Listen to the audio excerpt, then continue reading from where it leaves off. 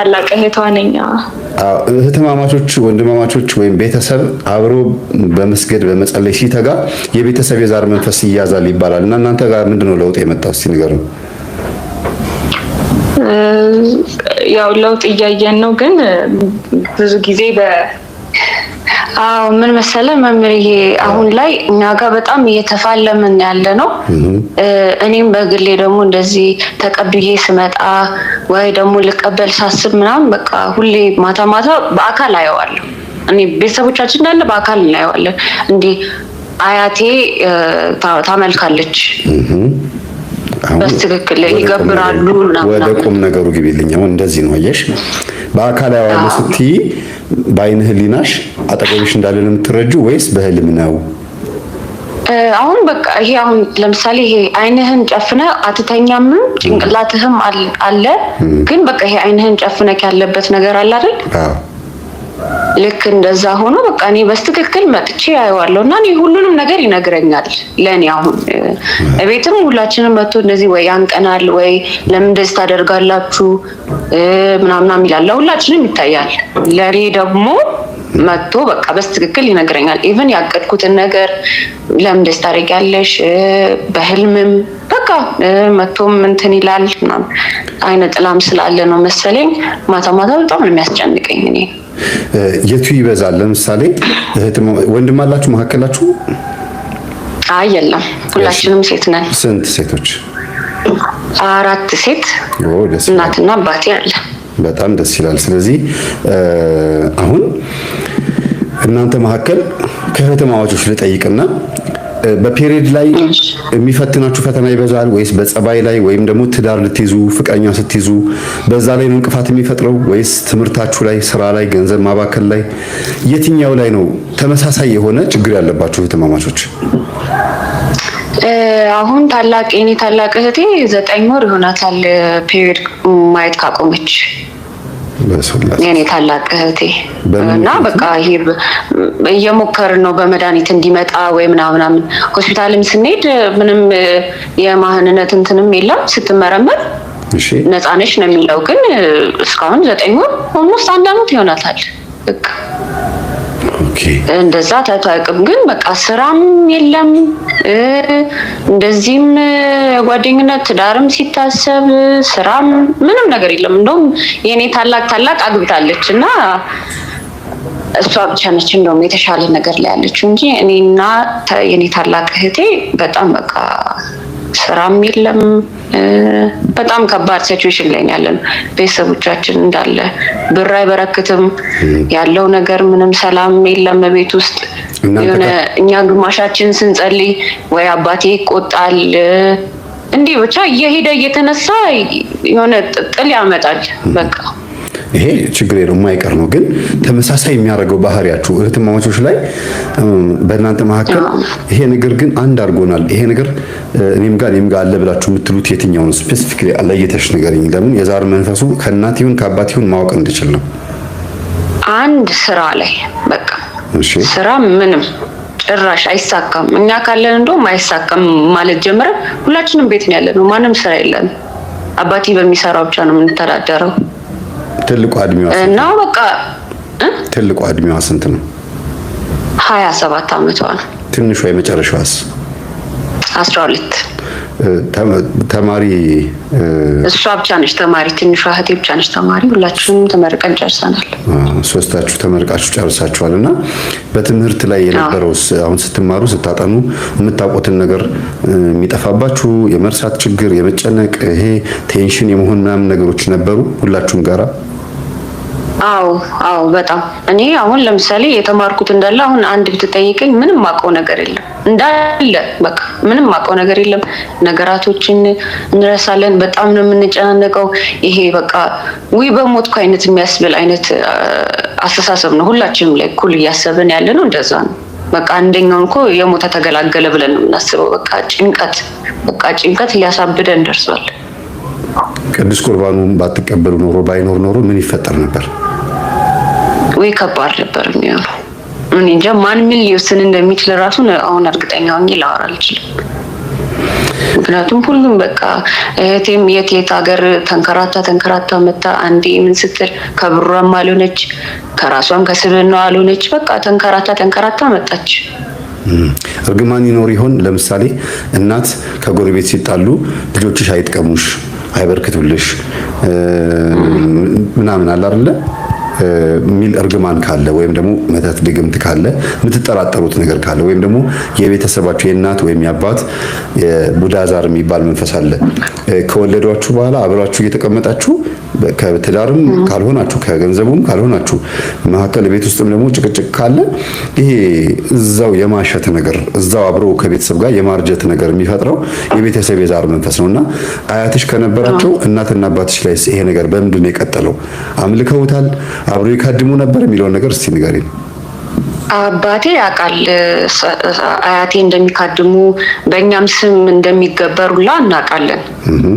አሁን እኔ ፈተና ልፈተን ከሆነ ለሷ እንደዚህ እንድታደርግልኝ አንድ በግ ወይ አንድ ፍየል ምናምን ወይ ዶሮ ረጂ ምናምን ይላታል አባቴ። በእርግጥ እናትሽን እና አሁን እሳቸው ከሞቱ በኋላ እናትሽን ነው ረጂ የሚላቸው?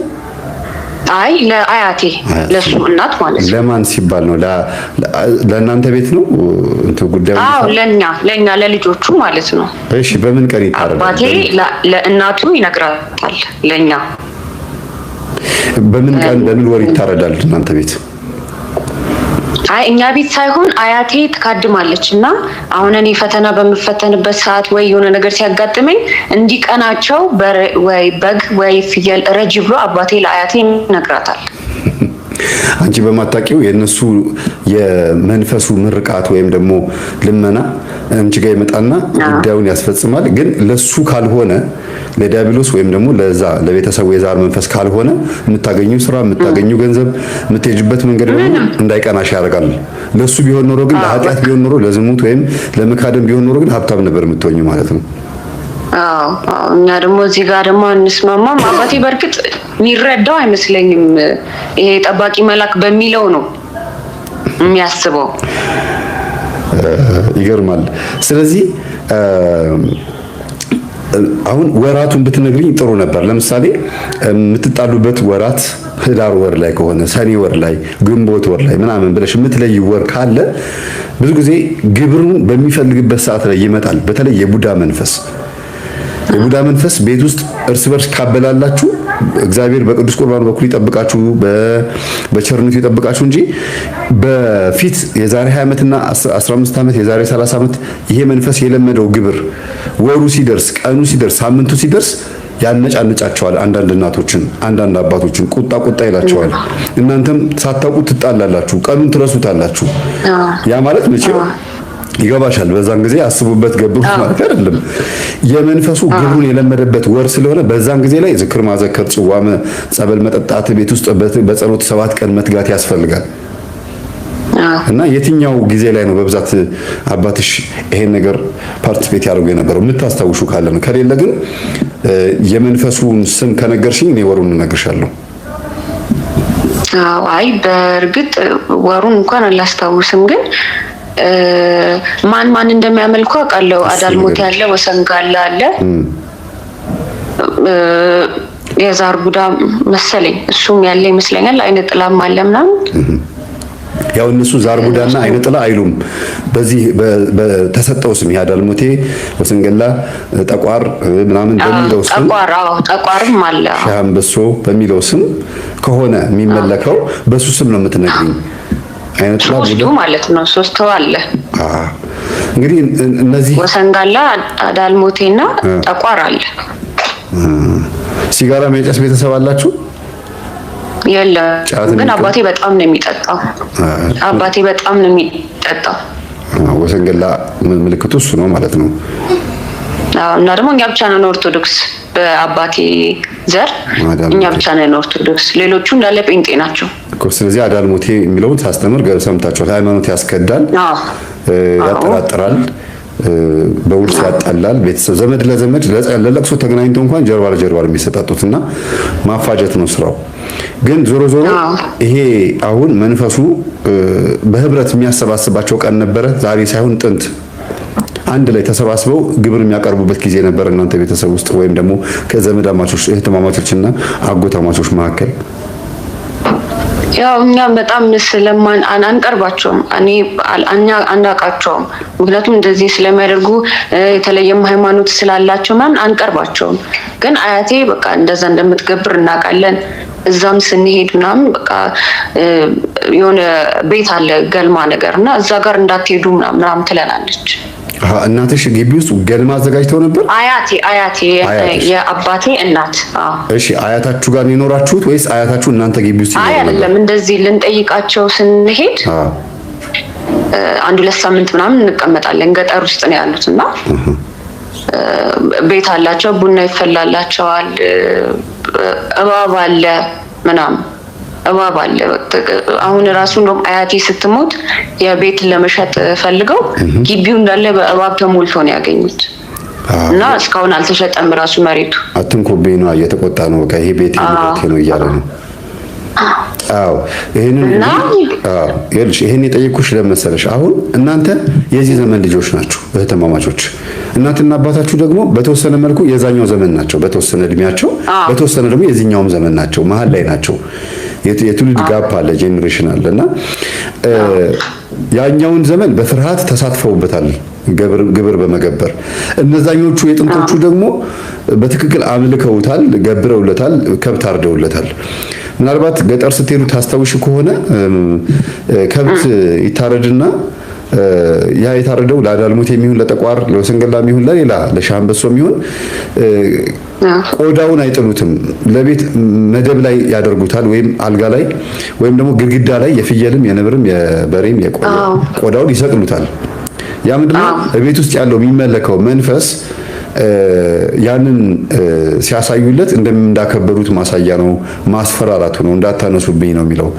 ከተነሳ ከወደቀ ወይም ደግሞ አንድ ነገር ቤት ውስጥ ለሱ ተብሎ ከታረደው ከብት ቆዳው ከተነሳና ከተጣለ ወይ እንግዳ መጥቶ ካረፈበትና ከተኛበት ዛሩ ተነስቶ ይቆጣል። ገፍትሮ ሁሉ ሊጥለው ይችላል። እናት ላይ ወይ አባት ላይ ተነስቶ አጓርቶ ውጣልኝ ተነስልኝ ሊለው ይችላል። እንዲህ አይነት ነገር አጋጥሟችሁ ከሆነ አያታችሁ ጋር ስትሄዱ ይሄ እንደዚህ አይነት ነገር ላይ ተኝታችሁ መታችሁ ከሆነ በትክክል በዘር ከመተላለፍም አልፎ በቡዳም ይበላችኋል። አያታችሁ ያመልኩትም ከነበረ ኩል የሚኳሉ ከሆነ በዛው በመንፈሱ አይን በሚገብሩበት ልባቸው በፈቀዱበት ፈቃዳቸው በሰጡበት ማንነታቸው እናንተንም ስላበሏችሁ ስላጠጧችሁ ያን የጣዖት ምግብ ስለበላችሁ አሁን አብሯችሁን ያደገው ኤክስፓየርድ አያደርግም ሰይጣን። ግን ዛሬ ላይ ቅዱስ ቁርባን ተቀበለሻል፣ ከጌታ ስጋና ደም ጋር ተገናኝታችኋል። ግን እንደሚያገሳ አንበሳ የሚውጠውን ፈልጎ በዙሪያቸው ያገሳል። ደግሞ ርቆ አይርቅም፣ ልክስክስ ውሻ ስለሆነ ነፍስ የኔ ናት ብሎ ስለሚያስብ እንደገናም አንድ ቀን ትሳሳትልኛለች፣ ትሰናከላለች፣ ትወድቅልኛለች ብሎ ልክ ማቴዎስ ወንጌል ምዕራፍ 12 ቁጥር 44 ላይ 41 ላይ እንዳለው አንድ መንፈስ ከሰው ከወጣ በኋላ ተመልሶ ወደ ነበረበት ይመለሳል። ድንገት እንኳን ከወደቀችልኝ ከተሰናከለችልኝ ልሞክራት ብሎ ይመጣል ይላል። ከዛ ሲመጣ ሲያገኝሽ ሰነፍ ሆነሽ ካገኝሽ ከራሱ የከፉ 7 እጥፍ ሆኖ ነው የሚያገኛችሁ። 7 እጥፍ ሆኖ ነው የሚገባባችሁና ድንገት በመሃል በኃጢአት ሰንፋችሁ ከነበረ ቸል ብላችሁ ከነበረ ጴንጤ አዳራሽም ወይም ማለት የመናፍቃን አዳራሽ የፕሮቴስታንቱ ላይ ተሳትፋችሁ ምናምን ከነበረ አንዳንድ ጊዜ የልባችሁን ደካማነትና ወላዋይነት ስለሚያየው የትም አያመልጡኝም ብሎ ያስባል። ለዚህ ይሆናል ፈተና የሚያበዛው። ሌላው ደግሞ እንዳመለጣችሁት ሲያውቅ እንደከዳችሁት ሲያውቅ በጣም በሚገርም መልኩ ፈተናውን ጨምሮ ይመጣል። ለምን ድሮንም የኔ እንዳልሆናችሁ አውቃለሁ፣ አሁንም ከኔ እጅ ብታመልጡም እፈትናችኋለሁ ብሎ ይሄ ደፋሩ የጠቋሩ መንፈስ ፈተናውን አያቆምም። ጠቋር መቼም ቤተክርስቲያን ገብቶ መፈተኑን የማይቆም ነው፣ የማያቋርጥ ነው፣ ደፋር ነው። እስከ ቤተ መቅደስ ድረስ የመግባትም አቅም አለው ነው የሚባለው። በእርግጥ እግዚአብሔርን የመዳፈር የመገዳደር አጌነስት የሚባለው የማመጽ ባህሪ ያለው መንፈስ ስለሆነ እሱም ካለብን መናፍቅ ከመሆናቸውም አልፈው ተዋህዶን ተሳዳቢ ይሆናሉ። አይተሻቸው ከሆነ እነ ትዝታውም እነ እንትና ከወጡ በኋላ አርፈው ጴንጤ አይሆኑም። መልሰው ቤተክርስቲያናችንን ሙልጭ አድርገው ክብራቸውን አቃለው የቤተክርስቲያንን ክብር ለማቃወል ይሞክራሉ። ይሄ ደፋሩና አይን አውጣው መንፈስ ይባላልና በዚህ ልክ ዓለማዊ በነበራችሁበት ሰዓት ወጣ ብላችሁ ከነበረ ዛሬ ላይ ደግሞ ምናልባትም ያቺን የአፋችሁን ፍሬ እያገኛችሁም እንዳይሆን ይቅር በለን ብላችሁ በትህትና መጠየቅ አለባችሁ። አንዳንድ ጊዜ ከበድ ይላል። ዓለማዊ ሆነን እግዚአብሔር ማስቀይመን ከነበረ ትንሽ አለንጋዋ ልትበዛ ትችላለች እና የእጄን ያገኘሁት ይበለኝ ትንሽ ቅጣቱ እስከሚቀልልኝ ነው የመከራው ዘመን እስኪያልፍ ነው እያሉ መጽናናትም አንድ ነገር ነው ልልሽ ፈልጌ ነው። አዎ የሚገርም ነገር መምርዬ፣ እኛ ሁላችንም የተማርነው የጴንጤ ትምህርት ቤት ነው። አሁንም ትንሿ እህቴ የተማረች ያለችው እዛ ነው እና እኔ ኦልሞስት 16 ዓመት እዛ ተምሬያለሁ እና እዛ አብራቸው ዘምር ነበረ፣ አብራቸው በቃ ሁሉንም ነገር አድርግ ነበረ እና ከዚህ ቀደም የነበረው ህይወቴ ደግሞ ዘፈን ነበር ማለት እንደዚህ በስትክክል ክለብ ላይ ምናምን በስትክክል ዘፈን ነበር። ዘፈን አውጥቼ ነበረ። ድምፃዊ?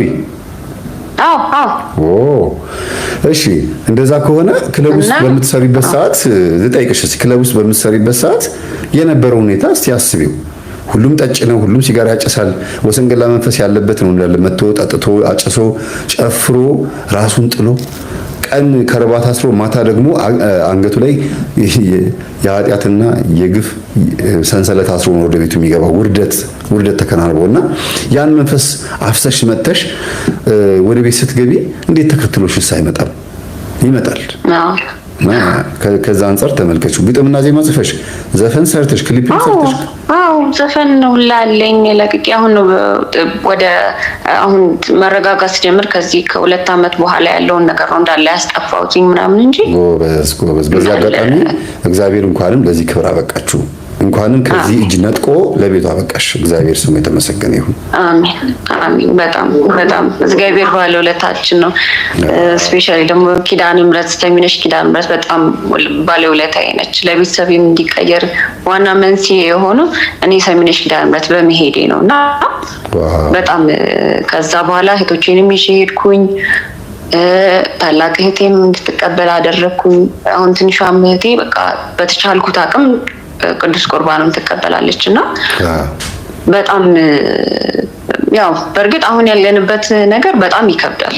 እንዲህ ነው አሁን ላይ እኔ አሁን በግል ባገኘህ ነው እኔ ጸሎቴ ራሱ እውነት ሱባኤ ወላ ገብቻለሁ አንተን እንዳገኝክና በጣም ብዙ የምትረዳን ነገር አለ። ብዙም በጸሎት የሚገኝም ሰው መሆን የለብኝም፣ ግን እንደኔ ማለት ነው አንቺን ምክንያት ያደረገበት ምክንያት ይኖራል እግዚአብሔር። አንቺ ሰሚነሽ ኪዳነ ምሕረት ሄድሽ፣ ከዛ ቤተሰቦችሽ ወደ አንቺ ተሳቡ፣ ከዛ ደግሞ ዛሬ ላይ ያላችሁት እየመሰከራችሁ ነውና ዛሬ እንደምትከጂው ስለሚያውቅ ያዘጋጀልሽ ወጥመድ ሊኖር ስለሚችል የፈተናው የመከራው ጊዜ እስከሚያልቅ ድረስ መታገስን መልመድ አለብሽ። ሌላው ግን በግል አገኝሻለሁ፣ ችግር የለውም። እህቶችሽ መካከል ሊያናግረኝ የሚፈልጋለ? ፈርተዋል? አለሽ ታላቅ። እሺ ታላቅ ሰላም፣ እንዴት ነሽ? ደህና ነሽ? እግዚአብሔር ይመስገን። እኔ ነኝ የመጀመሪያ ልጅ የቤቱ። እሺ ምንም የምናውቀው ነገር የለም ነበር ድሮ። ያው እንግዲህ የቤንጤም ትምህርት ቤት ነው የተማርነው። ከዛ እህታችን በኤደን አድርጎ ነው እንግዲህ ወደ ቤተክርስቲያንም ብዙ መማር ብዙ ማወቅን እንትን ያልነው። ሰሚነሽ ኪዳነ ምሕረት ሄድን፣ ጸበል፣ ስግደት፣ ጸሎት እነሱ ባይ ይገባሉ። ምናልባት በአስተምህሮ የክህደት ትምህርት አስተምሯችሁ ከነበረ ሚስጥረ ስላሴ፣ ሚስጥረ ቁርባን ምናምን እንደዚህ ተምራችኋል? አሁን ኦርቶዶክስ ቤተክርስቲያን ውስጥ ኮርስ ተምራችኋል? አይ ገና እየተማርን ነው ዩቲዩብ ላይ። ጎበዝ። እኔ ስለ ኮርስ ስለ ሃይማኖት ያስተማርኩትን ሰምታችኋል? እንሰማለን። አንተን በጣም ነው የምንከታተልክ። እንደዚሁም ዝም ብለን ቀን ላይ ማታም የሆነ ሰዓት ላይ እንከፍታለን መዝሙርና ያንተን ነው በቃ የምንሰማው። ፕሮ ግን ዘፈን በቃ የጴንጤ መዝሙር ሁሉንም አቀላቅለን ነበር የምንሰማው። በየአይነቱ ነበራችኋል? አዎ። አንድ ፍላሽ ውስጥ ብዙ ዘፈንን መዝሙርም ካለ ስፒከሩ ላይ ስትሰኪበት በቃ ሁሉንም አጫውት ስትሉት ሁሉንም ያጫውታል፣ ታዟልና ሁሉንም።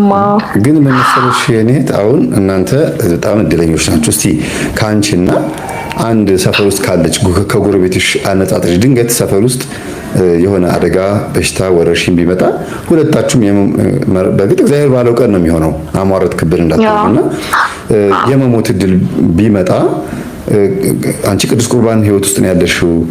በመፍራት ህይወት ውስጥ እኔ እንኳን አይደለሁም፣ የኔ ታናናሾች ናቸው።